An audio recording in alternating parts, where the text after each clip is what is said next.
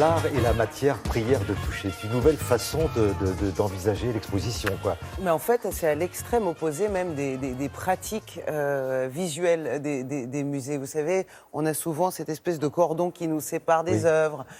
Prière de ne pas s'approcher, prière de ne pas toucher, prière de ne pas photographier, c'est-à-dire même pas regarder chez vous de loin plus tard.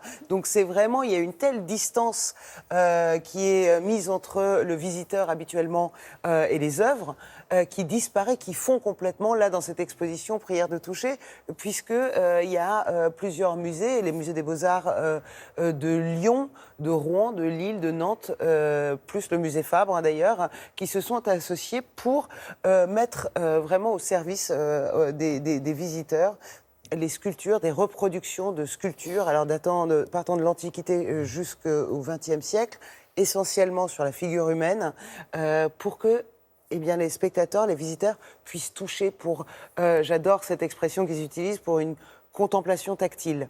Voilà, c'est vraiment, et c'est vrai que ça change complètement le fait de pouvoir toucher. Et attention, le poids des sculptures aussi ont été respectés. Donc c'est vraiment apprendre à voir autrement. Et d'ailleurs, c'est une exposition qui a été réalisée avec des personnes en déficience visuelle ou en handicap visuel, ce qui permet vraiment, grâce à eux, grâce à des audioguides, avec un bandeau sur les yeux, de découvrir les œuvres autrement. Je vous propose de regarder.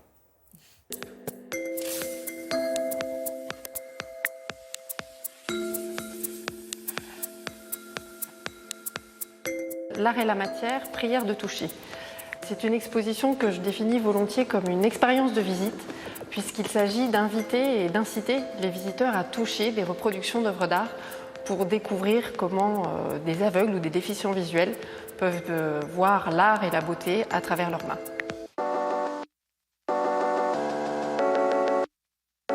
Pour parcourir l'exposition, le visiteur peut disposer d'un bandeau pour être dans la situation d'une personne aveugle.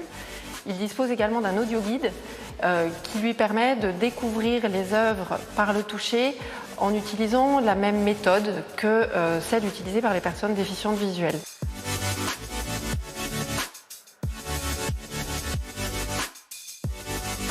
Mettez vos mains sur la partie supérieure du socle de la sculpture, sur les parties lisses de la chair. Sur l'épaule gauche, vous pouvez remarquer une volumineuse mèche de cheveux torsadés. On touche très différemment quand on voit, parce que le toucher et la vue sont complémentaires. Donc le toucher va venir confirmer les sensations visuelles. Quand on ne voit pas, c'est seulement les mains qui permettent de donner des informations, et elles sont beaucoup plus lentes parce que chez les personnes voyantes, le toucher est un sens qui a été gommé, qui a été affaibli, puisqu'il est toujours compensé par la vue.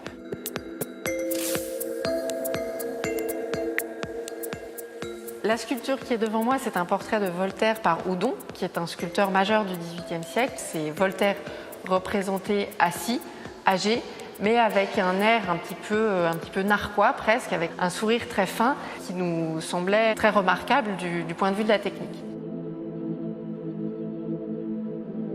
Il s'agit vraiment d'apprendre à toucher une œuvre et d'apprendre à ressentir sa beauté, sa qualité, son expression avec les doigts.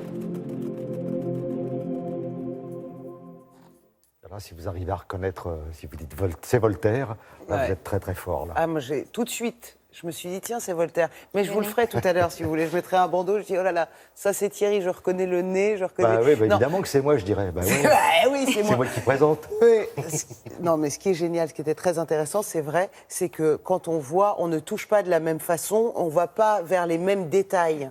Et avec ce bandeau et avec cette expérience-là, vous allez voir que vous allez découvrir vraiment vos sens, véritablement. Et vous avez jusqu'au 22 septembre pour faire ça.